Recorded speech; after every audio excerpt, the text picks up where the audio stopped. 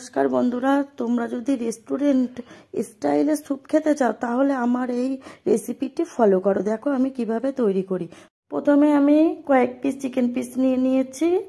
চিকেনগুলো বন্ধুরা দেখো পুরো বোনলেস। তারপরে আমি একটি কড়াই নিয়ে নিয়েছি। কড়াইয়ের মধ্যে 1 টিস্পুন মাখন, তারপর এর মধ্যে কটা গোলমরিচ, তেজপাতা দিয়ে দিয়েছি। একটু নেড়ে চেড়ে এর মধ্যে আমি চিকেন পিসগুলো দিয়ে দেবো। তারপরে চিকেন পিসগুলো একটু ভালো করে নেড়ে নেব। এপিট ওপিট ভাজা মতো করে একটু ব্রাউন কালার হয়ে যাবে, তখন আমি এর মধ্যে জল দিয়ে দেব।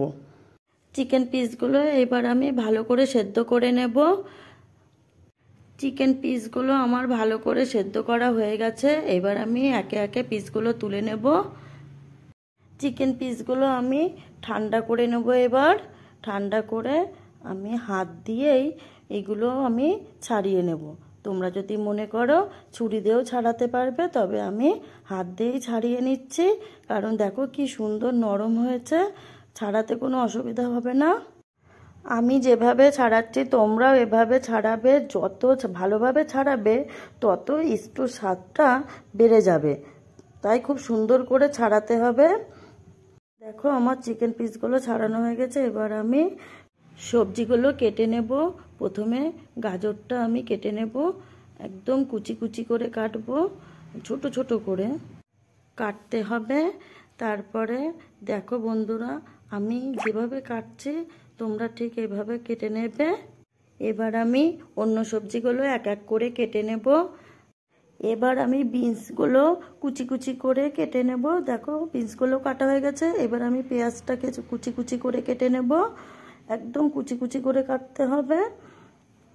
দেখো বন্ধুরা আমার পেঁয়াজটা কুচানো হয়ে গেছে। এবার আমি পেঁয়াজ শাকটা কুচিয়ে নেব। এবার আমি পেঁয়াজ শাকটা সুন্দর করে কুচিয়ে নেব, কারণ এটা আমার স্যুপটা তৈরি হয়ে গেলে গার্নিশিংয়ের কাজে লাগবে। আমি স্যুপটার জন্য নিয়ে নিয়েছি গাজর, পেঁয়াজ শাক, বিনস, পেঁয়াজ আর সুইট কর্ন। আগে আমি যেই চিকেন স্টকটা তৈরি করে রেখেছিলাম সেটা এবার আমি প্যানে ঢেলে দেব। তারপর ভালো করে ফুটিয়ে গেলে তারপর এক এক করে আমি গাজর কুচি, বিনস কুচি, পেঁয়াজ কুচি আর সুইট কর্ন দিয়ে ভালো করে সবজিগুলো সিদ্ধ করে নিতে হবে।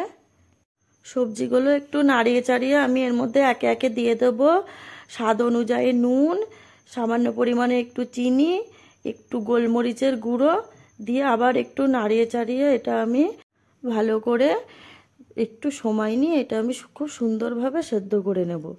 দেখো বন্ধুরা কি সুন্দর সেদ্ধ হয়ে গেছে। এরপর আমি ছাড়িয়ে রাখা চিকেনগুলো দিয়ে দেব। চিকেনটা দেওয়ার পরে আমি আবার এটাকে খুব সুন্দর করে নাড়িয়ে নেব। দেখো বন্ধুরা আমার স্যুপটা অনেকটাই রেডি হয়ে গেছে। স্যুপটা একটু ঘন করার জন্য আমি কর্নফ্লাওয়ার আর জলের মিশ্রণ তৈরি করে আমি স্যুপের মধ্যে ঢেলে দেবো।